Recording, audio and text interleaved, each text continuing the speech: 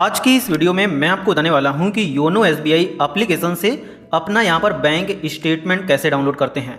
इस प्रकार की अपनी बैंक स्टेटमेंट आप बड़ी ही आसानी से योनो एसबीआई एप्लीकेशन से डाउनलोड कर सकते हैं और इसी का पूरा प्रोसेस आज की इस वीडियो में मैं आपको बताने वाला हूं। तो इसके लिए आपको योनो एसबीआई ऐप में रजिस्ट्रेशन पहले करना पड़ता है। अगर आपने रजिस्ट्रेशन नहीं किया हुआ है तो इसमें रजिस्ट्रेशन कैसे करते हैं इस पर मैंने ऑलरेडी वीडियो बनाया हुआ है, तो आप बाद में जाकर के उस वीडियो को देख करके इसमें रजिस्ट्रेशन कर लेना अगर आपका रजिस्ट्रेशन नहीं है तो। और उसके बाद जब आप इसको ओपन करोगे तो इस प्रकार से ये ओपन होगा। ओपन करते समय आपका एम पिन मांगेगा, तो आप उसको डाल करके इसको ओपन कर लेंगे। ओपन करने के बाद इस प्रकार से आपके सामने ये आ जाएगा। अब इसमें अपनी यहाँ पर स्टेटमेंट्स डाउनलोड करने के लिए आपको सिंपल यहाँ पर ट्रांजैक्शन पर क्लिक करना होगा। जैसे ही आप ट्रांजैक्शन पर क्लिक करते हैं तो यहाँ पर अगर आपका सेशन एक्सपायर्ड हो जाता है, मतलब ज़्यादा समय तक आप इसमें कुछ नहीं करते हैं तो आपका सेशन एक्सपायर्ड हो जाता है, तो फिर से आपको इसमें लॉगिन करना पड़ता है। तो आप अपने फिंगरप्रिंट से इस प्रकार से इसमें लॉगिन करेंगे तो इस प्रकार से फिर से आ जाएगा। तो अब आपको यहाँ पर ट्रांजैक्शन पर क्लिक करना है। इस प्रकार से आपके सामने इसकी ट्रांजैक्शंस आ जाती हैं। यहाँ पर आप देख सकते हैं ये सारी अपनी ट्रांजैक्शंस जो हैं वो आप यहाँ पर देख सकते हैं। व्यू मोर पर क्लिक करके जो आपने जिस डेट को ट्रांजैक्शन करी है वो सारी ट्रांजैक्शन आप यहाँ पर देख सकते हैं, आपको देखने को मिल जाती हैं। लेकिन अगर आप अपनी स्टेटमेंट को डाउनलोड करना चाहते हैं तो आपको यहाँ पर ऑप्शन मिलता है रिक्वेस्ट स्टेटमेंट का। तो सिंपल आप इस पर क्लिक करेंगे। जैसे ही आप इस पर क्लिक करते हैं तो आपके सामने ड्यूरेशन सेलेक्ट करने का ऑप्शन आ जाता है कि आप कितने टाइम पीरियड का स्टेटमेंट चाहते हैं। या तो आप फाइनेंशियल ईयर वाइज डाउनलोड कर सकते हैं या फिर अपने अकॉर्डिंग ड्यूरेशन डाल सकते हैं। अगर आप ड्यूरेशन के अकॉर्डिंग डालना चाहते हैं तो आप इस पर क्लिक करेंगे। आपको लास्ट मंथ का चाहिए, लास्ट 3 मंथ का चाहिए, करंट मंथ का चाहिए, current financial year, last financial year या कस्टम डेट रेंज पर क्लिक करके अपने अकॉर्डिंग डेट डाल सकते हैं।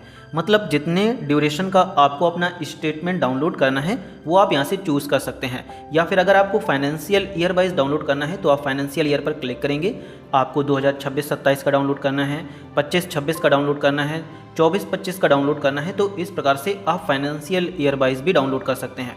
जैसे मैं 25-26 का डाउनलोड करूंगा तो इसका स्टेटमेंट 1 अप्रैल 2025 से 31 मार्च 2026 तक का डाउनलोड होगा। मतलब 1 अप्रैल से और मार्च तक का डाउनलोड होता है 1 साल का मतलब स्टेटमेंट फाइनेंशियल ईयर में। तो मुझे 2025-26 फाइनेंशियल ईयर का डाउनलोड करना है तो मैंने यहाँ पर डाल दिया है। डालने के बाद यहाँ पर आपको फॉर्मेट बताना होता है कि आपको पीडीएफ में डाउनलोड करना है या फिर एक्सेल में डाउनलोड करना है। एक्सेल में भी बहुत सारे लोग डाउनलोड करते हैं, तो अगर आपको एक्सेल में डाउनलोड करना है तो एक्सेल चूज़ करेंगे और पीडीएफ में डाउनलोड करना है तो पीडीएफ चूज़ करेंगे। उसके बाद आपको बताना होता है इंक्लूड ऑल अकाउंट समरी, मतलब आपका इसमें सेविंग अकाउंट के अलावा करंट अकाउंट हो सकता है, डिपॉजिट अकाउंट हो सकता है और भी यहाँ पर पीपीएफ अकाउंट, ये सारे अकाउंट हो सकते हैं। तो आपको सभी अकाउंट्स का समरी चाहिए या फिर आपने जिसको सेलेक्ट किया है, जैसे मैंने सेविंग अकाउंट पर यहाँ पर आया हूँ, सेविंग अकाउंट का यहाँ पर मैं स्टेटमेंट डाउनलोड कर रहा हूँ। तो अगर आपको सेविंग अकाउंट का ही चाहिए तो इस पर नहीं क्लिक करेंगे, या फिर अगर आपको सभी का चाहिए तो आप इसको यहाँ से इनेबल कर देंगे तो सभी अकाउंट का स्टेटमेंट डाउनलोड होगा। आप अपने अकाउंट स्टेटमेंट में नॉमिनी की डिटेल्स चाहते हैं या नहीं, अगर चाहते हैं तो इस पर क्लिक करेंगे, नहीं चाहते हैं तो आप इसको यहाँ से अनसेलेक्ट कर देंगे। इसके अलावा आपको यहाँ पर बताया जाता है कि आप मैक्सिमम 5 बार एक अकाउंट की स्टेटमेंट डाउनलोड कर सकते हैं एक दिन में, और एक स्टेटमेंट में 2000 ट्रांजैक्शंस होती हैं। जैसे आप 1 साल का डाउनलोड कर रहे हैं और आपने 1 साल में 2000 से ज़्यादा ट्रांजैक्शंस करी हैं, तो जो छोटी छोटी ट्रांजैक्शंस होंगी उनको हटा दिया जाएगा और जो बड़ी बड़ी ट्रांजैक्शंस होंगी 2000 उनको आपकी स्टेटमेंट में इंक्लूड कर दिया जाएगा। या फिर अगर आप सभी स्टेटमेंट चाहते हैं तो आपको फिर कम टाइम पीरियड का यहाँ पर डाउनलोड करना होगा। जैसे पहले 3 मंथ का पहले डाउनलोड करें फिर बाद में 3 मंथ का, तो इस प्रकार से डाउनलोड करना होगा अगर आप सभी ट्रांजैक्शन चाहते हैं।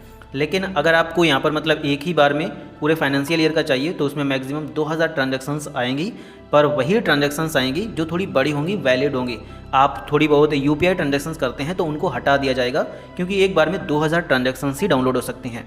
तो इसके बाद आपको यहाँ पर डाउनलोड पर क्लिक कर देना है और आपकी स्टेटमेंट डाउनलोड हो जाएगी। इसके अलावा आप अपनी स्टेटमेंट को डायरेक्टली यहीं से डिजीलॉकर में भी अपलोड कर सकते हैं। और इसी के साथ ये जो ट्रांजैक्शन यहाँ से डाउनलोड होती है ये पासवर्ड प्रोटेक्टेड होती है, इसमें एक पासवर्ड लगा होता है।